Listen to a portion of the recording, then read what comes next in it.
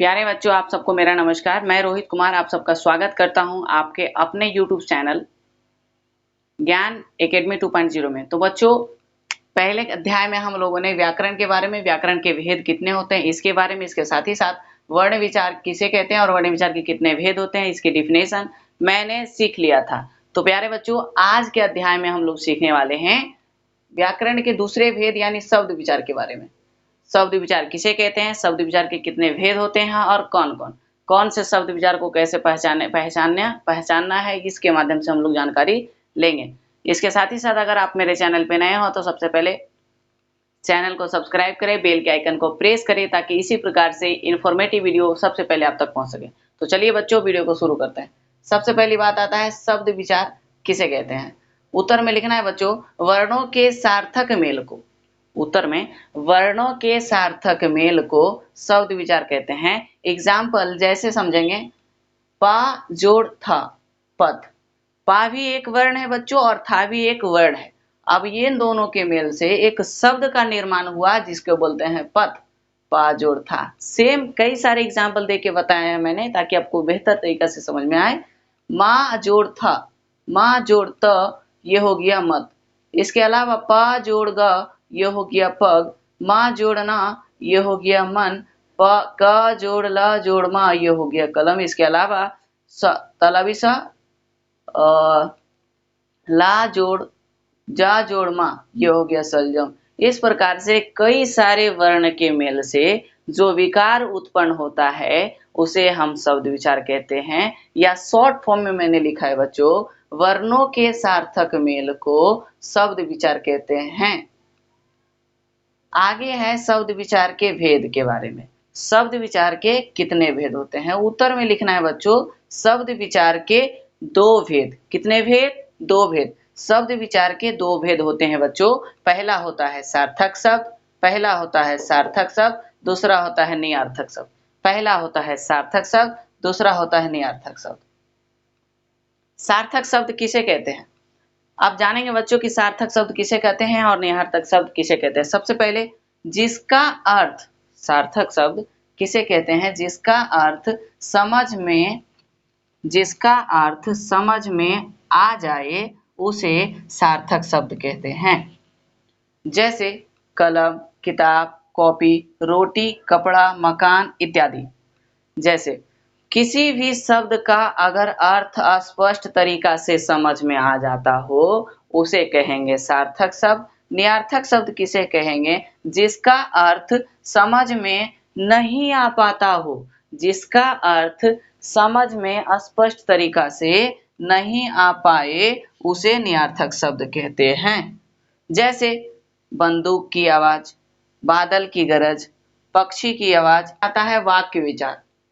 वाक्य विचार के बारे में जानेंगे कि वाक्य विचार किसे कहते हैं, वाक्य विचार के कितने भेद होते हैं और वाक्य विचार को कौन कौन सा भेद होते हैं। सबसे पहले वाक्य विचार किसे कहते हैं। उत्तर में शब्दों के सार्थक मेल को वाक्य विचार कहते हैं। शब्दों के सार्थक मेल को वाक्य विचार कहते हैं।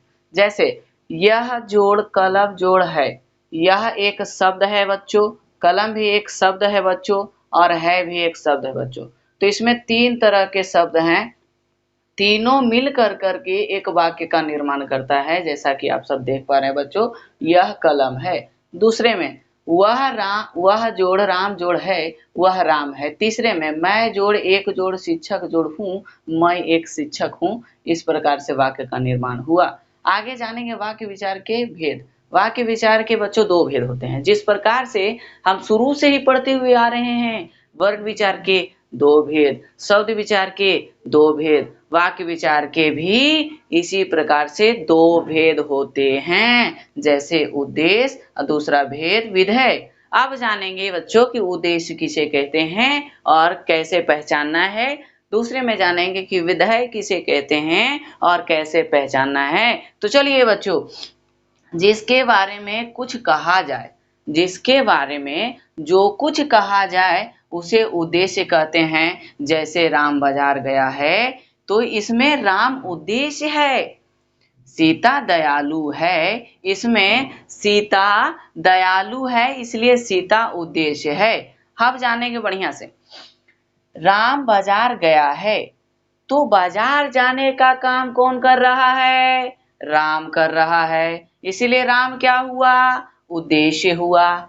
सीता दयालु है, तो दयालु कौन है? सीता है, इसीलिए सीता क्या हुआ? उद्देश्य हुआ। क्या हुआ? उद्देश्य हुआ। आगे विधेय है। विधेय किसे कहते हैं? विधेय के विषय में जो कुछ कहा जाए, सॉरी, उद्देश्य के विषय में, उद्देश्य के विषय में जो कुछ भी कहा जाता है वह विधेय कहलाता है। जैसे राम बाजार गया है, इस वाक्य में राम को उद्देश्य को, यानी राम के उद्देश्य के बारे में कहा जाने का बोध हुआ है, इसलिए बाजार गया है। बच्चों, बाजार गया है यह विधेय हुआ। जैसे आप एक ट्रिक समझिए, नोट पॉइंट में लिख लीजिएगा बच्चों, वेरी वेरी इंपॉर्टेंट पॉइंट है, वेरी वेरी इंपॉर्टेंट पॉइंट है। आप सब जानिएगा कि जिस भी वाक्य से क्या, क्यों, कैसे का जवाब आ जाए तो वो समझ लीजिएगा कि वो उद्देश्य होगा। जैसे जिस वाक्य से क्या, क्यों, कैसे का जवाब आ जाए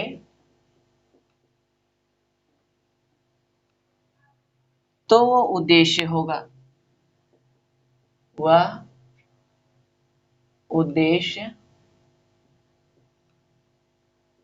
होगा।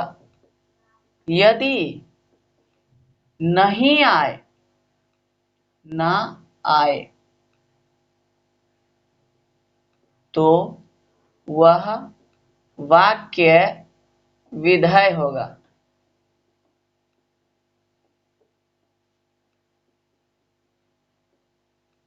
प्यारे बच्चों, आप सबको समझ में आया होगा। अगर समझ में आया तो चैनल को सब्सक्राइब जरूर करें। मिलते हैं किसी अगले वीडियो में, तब तक के लिए स्वस्थ रहें, मस्त रहें, व्यस्त रहें।